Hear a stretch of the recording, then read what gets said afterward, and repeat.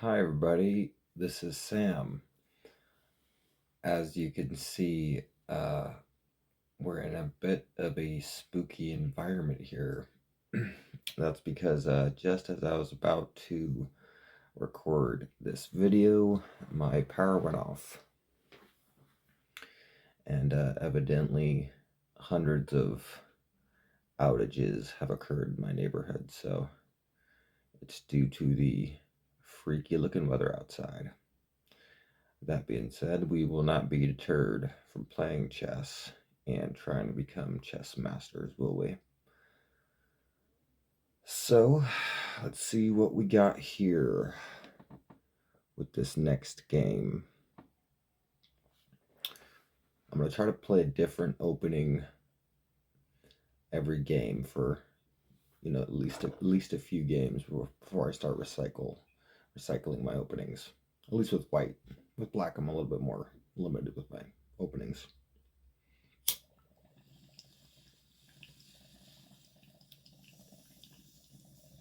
All right, so let's go to Jababa, if I can. I got a 1700, so this is a very strong player.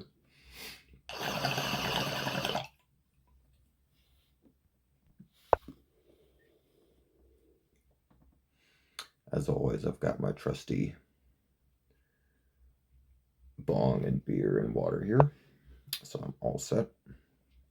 And he plays this kind of passive opening here because he's kind of confused about my opening. This used to be called the Shigorin, and people used to say, don't play the Shigorin, even though he was a grandmaster. Don't play his opening because you're not supposed to put your knight in front of the pawn. It's a bad marriage. But then this grandmaster, oh my gosh, that's horrible. This grandmaster Jobava, but Badur Jababa, I believe, is his full name. I know he didn't mean to play that, but I'm gonna take the piece. I mean, I'm assuming he meant to play Bishop B4, but I'll take the piece. But Jabava, this grandmaster, popularized this opening, and it's actually really tricky and really, really fun, even though supposedly you're blocking your C pawn. Okay, so I'm up a piece because he misclicked. So now we'll just see how to win a game up a piece, I guess. All right, so he goes A6, stopping bishop B5 or knight B5, which is perfectly logical. But there's no threat because I actually have a pawn on C5, which stops him from advancing to B5. Because I could play en passant. So I'm gonna develop and bring out a knight. Yeah, and you would think this would be smooth sailing from here, and it should be, but only if I stay focused and only if I don't blunder. You'd be alarmed at how many games good players, 1800 to like 2100 just hand away games because we get cocky that we're winning and then we lose. So like right here, he's trying to trap my bishop, right? So if I get cocky, I lose my bishop and the game's equal again. So he's playing h5, intending in the future to play g5. He actually can't now. I'm just noticing that my knight and my bishop are covering that square. But it's an idea for the future for him, so it's interesting. I'm just gonna bring my bishop out and develop. Possibly get ready to castle in the future.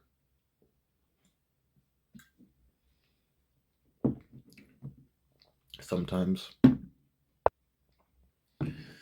when you're see here he's trying to trap my bishop here. And he's in this, so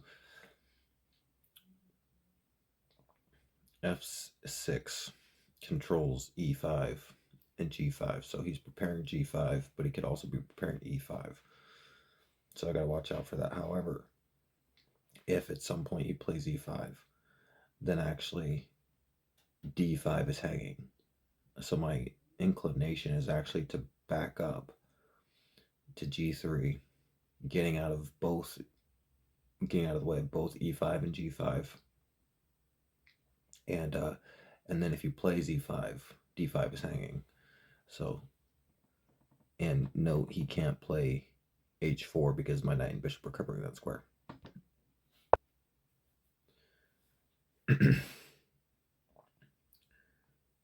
Yeah, I feel kind of bad about taking his piece, but hey, free piece, free piece. And it's funny, some games where people blunder early, they play, on for like 60 moves and it's perfectly fine. It's like, hey, that's your prerogative. And it's tricky to win a game, it's tricky to win a game because it's like you play on and on and on and on for hours, in a tournament game that can last 6 hours. Okay, you're up a piece, but what if you fall asleep and get checkmated? All right. So he's indeed trying to trap my bishop here. So my first impression is to play h4, which gives my bishop space, and it actually attacks his structure and gains some space myself. I don't like the idea of him playing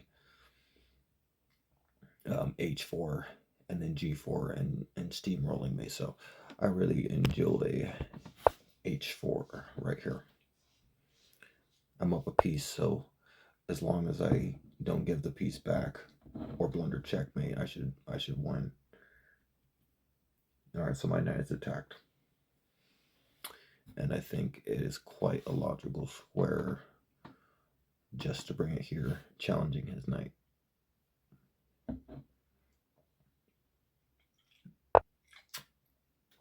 Okay, he attacks me. However, now I can just trade knights. I kind of mess up his structure pretty badly. Usually doubled center pawns are actually good. That might surprise a lot of people. Usually doubled center pawns are actually quite good because you're bolstering your center even more. You're making it stronger. But in this case, they're immobile, and that makes them kind of suck. At least the the c6 pawn and the c7 pawn are immobile because of my c5 pawn. All right, so what do we do here? I might just castle. Yeah. It's possible I have to watch out for h4 being vulnerable in the future, but my bishop is covering it, so it's not the biggest issue at this exact moment. Then we'll just castle. And plus, like, if I lose a pawn, I'm down a piece. That's the amazing thing about being on materials. It's basically insurance. It's like, take the pawn because now we're closer to an end game where I'm up a piece for a pawn. That's the funny part. Sometimes, winning material can get the losing side closer to a loss, unbeknownst to them. So he develops his knight. Black and white, they develop their knight. To e7, clearly intending knife f4, attacking my bishop. I really don't like that. However, I don't think it's the end of the world at all. Because again, I'm up a piece. And it's like, if he takes my bishop, that opens up my rook. Yeah, I don't mind that at all. I'm going to gain space over here. It's so fun playing up when you're just winning. It's like you can just do whatever the heck you want. I was gonna say fuck, but I was like, I should probably think better about that. All right, so he comes in with his knight. Again, I don't see the problem, so I'm actually gonna play this, and then recapture here. And my pawn structure is horrific. Like normally you don't like that pawn structure because you're taking away from the center. You're taking your influence away from the center. You're splitting your pawns up. you're making them doubled, you're making another isolated. But in this case, it doesn't matter very much because I'm up a piece. And the other nice thing is I'm actually opening up my rook to then pressure his f6 pawn.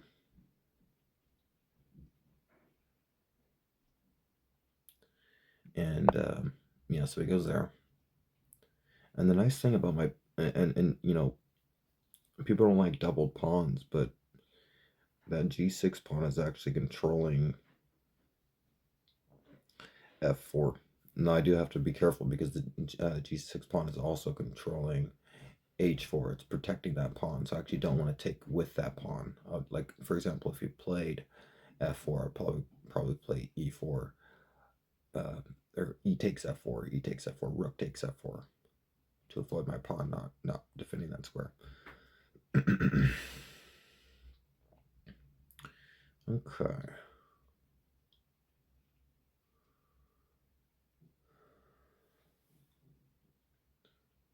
What to do here? Yeah, he's moving fast, which makes sense. He should be moving fast because his only chance is to somehow confuse me.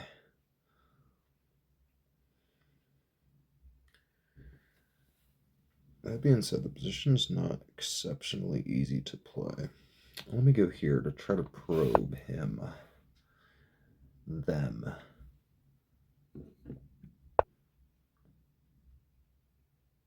Whoever brings his queen out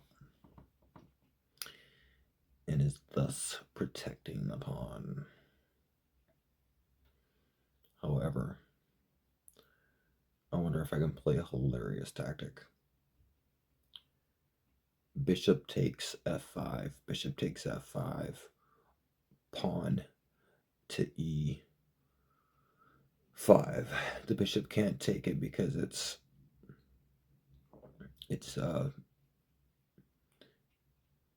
pinned. D takes e5, knight takes e5. I'm attacking the queen. I'm still attacking his bishop with my rook, and I'm opening up the position. But it's so unnecessary, but it looks so cool. So I'm up a piece, but I'd be getting a pawn. So basically, I'd only be up a pawn. I don't know. I shouldn't do that. Don't do that, Sam. That's your intrusive thought. See, look, man. There's no prize. Like, you don't get more points for winning a cool game. You only get 1 point for winning the game. So, as much as that, God, I want to play that move, I don't think it's the best move in the position.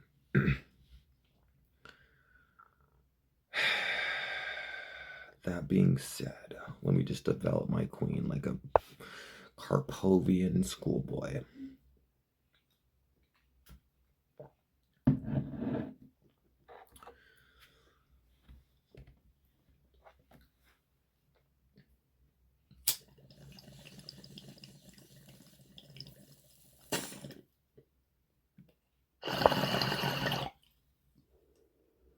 Rook comes over attacking b2. Makes complete sense. And I think the most logical move is quite simply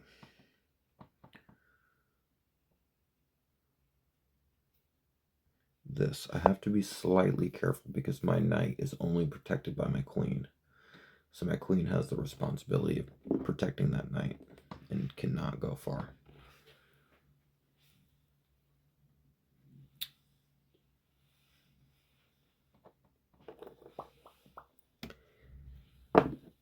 It's dark as fucking here.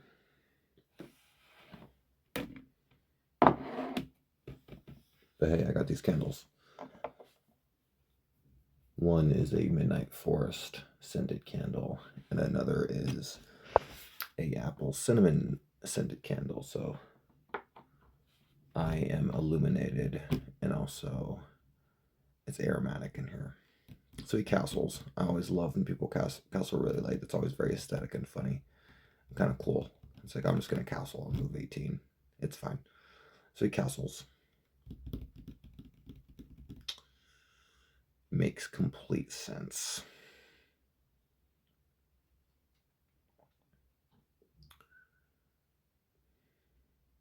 So his bishop is kind of stuck.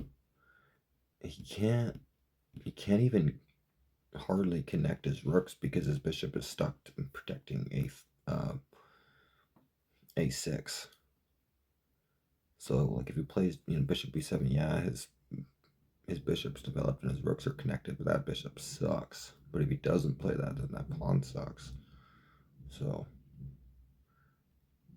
actually, that being said, man, I wish I could play queen to e7 to attack that pawn. I guess he could just move his rook over and defend, and then my knight would be unprotected. So I am just going to play this and prepare to double my rooks and add more pressure to f5. The nice thing is f5 is actually pinned. The pawn is pinned to his queen. So if he plays e5 or e4, and in a lot of cases, it's possible I could take that pawn. Not right now, because it's also defended by d5. But in the future, I gotta remember that that pawn is pinned.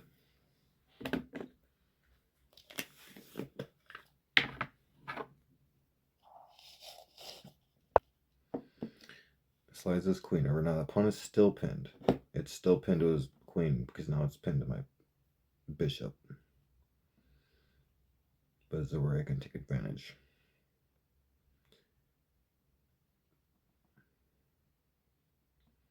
Let me just bring my other rook over. So that's 1, 2, 3 attackers, and he's got 3 defenders. So he's all tied up.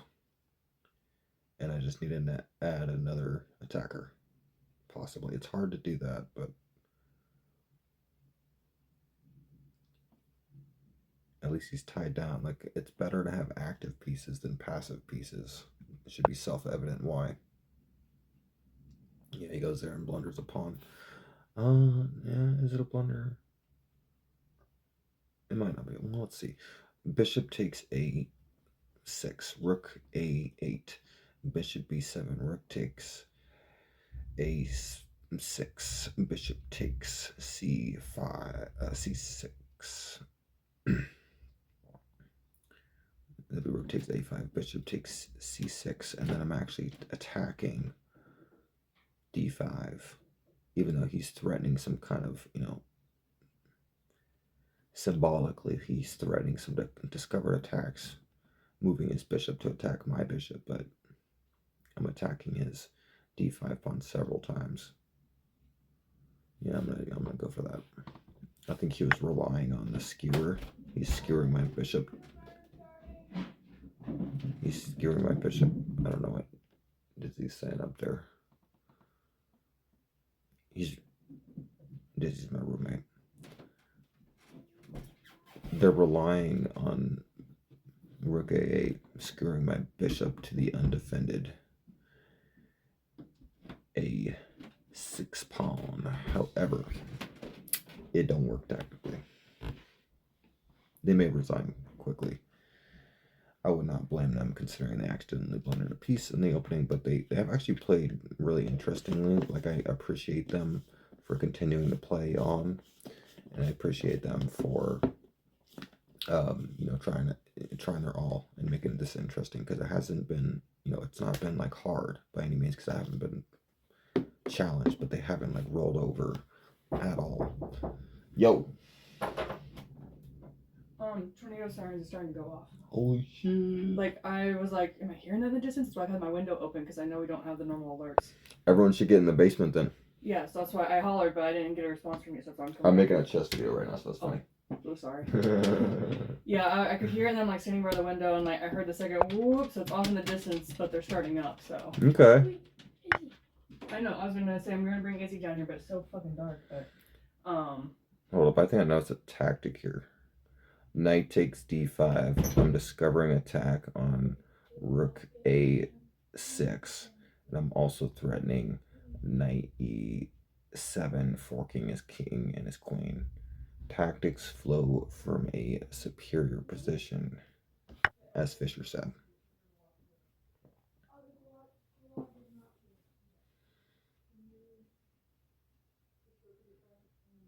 Bobby Fischer still needs his flowers and his credit even to this day. I mean, everybody puts him in the top 3, and yet he's still underrated. Imagine that.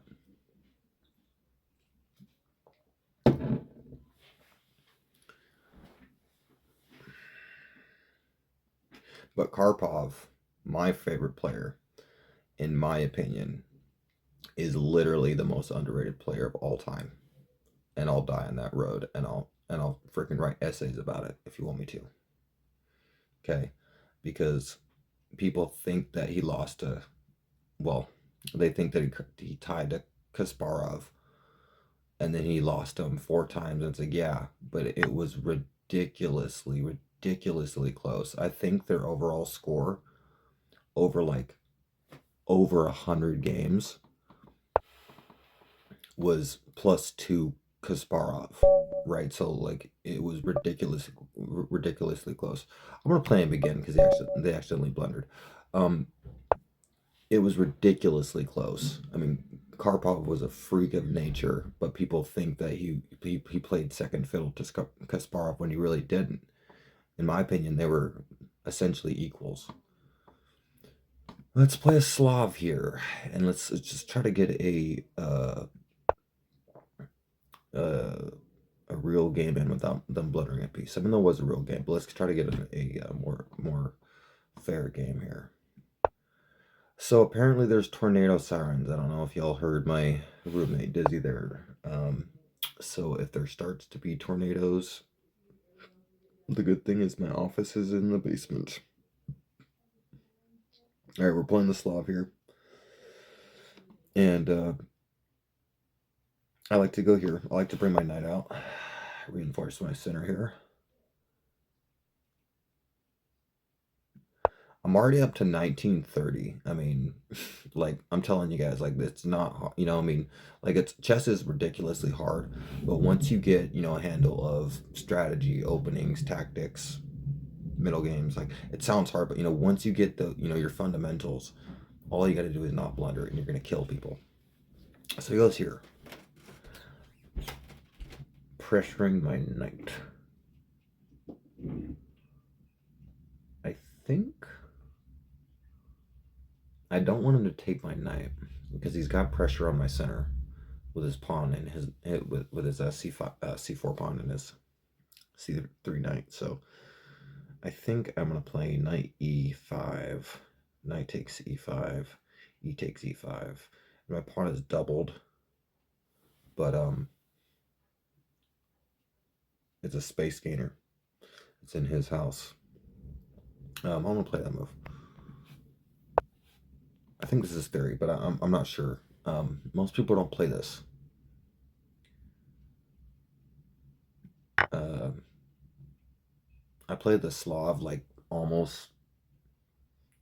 I used to play the semi-Slav, but it's just There's so much theory. There's so much theory in the semi-Slav, and it's kind of a tough opening to play. Like you can slaughter people, but you can get just humiliated if you play it wrong. So I prefer the ooh, hold up. I'm turning a piece. No, I'm not.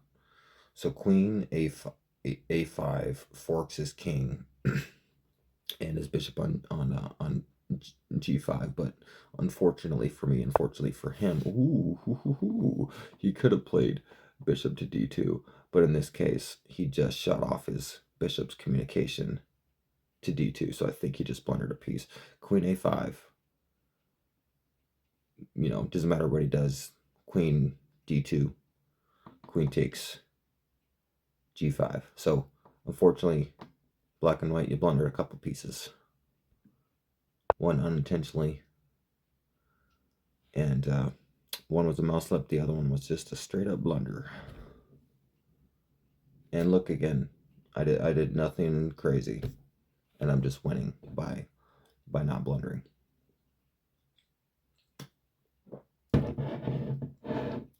gotta notice checks, captures, and threats. If you get shocked by any check, you didn't do your due diligence. And if you get shocked by any capture, you didn't do your due diligence.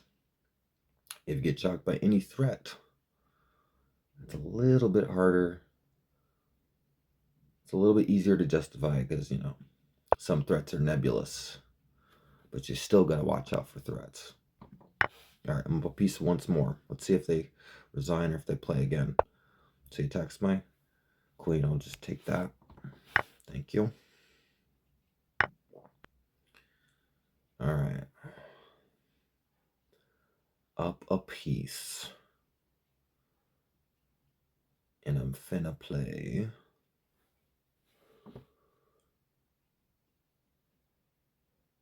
I'm going to go here. I'm going to play knight d7 in order to then play knight f6 and just have a super, super solid position. Because my knight on f6 would protect e4, which is a very strong pawn. It's always nice to have, like, if you can wedge a pawn in your opponent's position, that's usually very strong.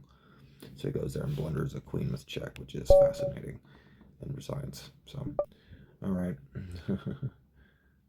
It says rematch offer sent. I guess it's considered a chat. Okay then.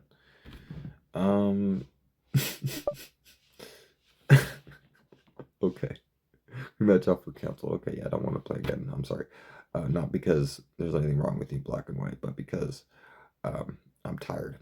It's like 7 a.m. here, and I just got back from work. Okay. I don't feel the particular need to analyze these games because they're somewhat self-explanatory. But I don't think I need to analyze them with an engine because I'm smart enough to figure out what happened here. We played this kind of normal opening, but they gave me double pawns here, but you know, space gainers are I love having double pawns if they gain space. I mean, that's nice. Bring my queen out, get a piece, trade, get your queen. Yeah, it's not much of a game.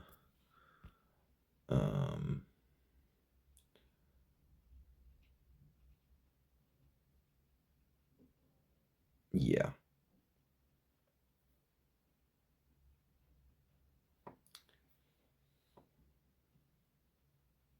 And the other one,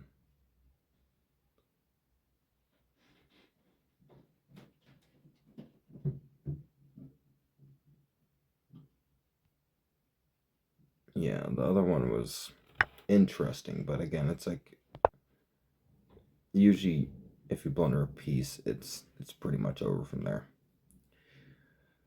Okay, good stuff.